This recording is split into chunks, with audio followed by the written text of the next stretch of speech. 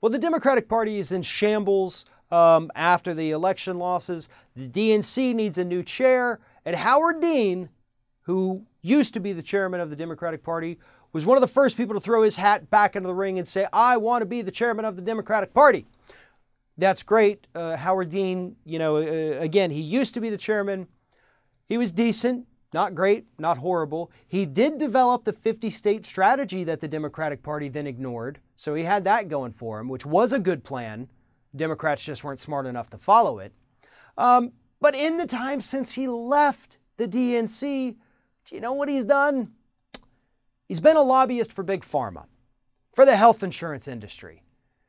Basically out there fighting the bastards who are raising costs on American consumers every day.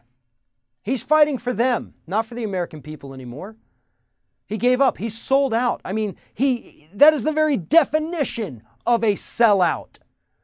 He gave up his ideals in order to make more money. Bottom line, that is Howard Dean. But you know who hasn't sold out? Keith Ellison, Congressman Keith Ellison. He is an African-American Muslim who has been serving our country since 2007. He has been endorsed by Bernie Sanders, by Elizabeth Warren. They want him to be the new chairman of the Democratic National Committee. And to be honest, looking through Ellison's record, I can't find a reason why he shouldn't be. Not only does he have a great record of fighting for people and avoiding the corrupting influence of money in politics, but as an African American, as a Muslim, he represents everything that the Republican Party stands against. He would be the one to bring the Democratic Party back into the future. Say we're better than that. Help to bring in more people who understand that racism isn't the way forward. That's why Ellison is such a good pick for this. And Howard Dean, you used to be such a great guy, but you absolutely sold out the American public.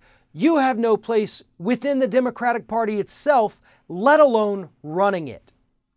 You care more about Big Pharma and the health insurance industry than you do the American public. And that's why just a few months ago, you came out and said a public option for health insurance, that's a stupid idea. We should never do that. Yeah, right there, that remark, that disqualified you from any leadership position within the Democratic Party ever. You're done, Howard Dean. You are the past. Keith Ellison is the future, and he's a future that I can absolutely get behind as a registered Democrat. If it's somebody like Howard Dean who takes over, or if they give the job permanently to Donna Brazile, who effectively was just as bad as Debbie Wasserman Schultz in the tank for Hillary Clinton, ignored all the warning signs, then you can count me out. And I'm sure you can count out a lot of Democrats. Maybe that's the way we get a viable third party, because if you put a corrupt corporate Democrat back at the top of the DNC, you are going to see half the party at least bail on you. And who knows? Maybe that's what you deserve.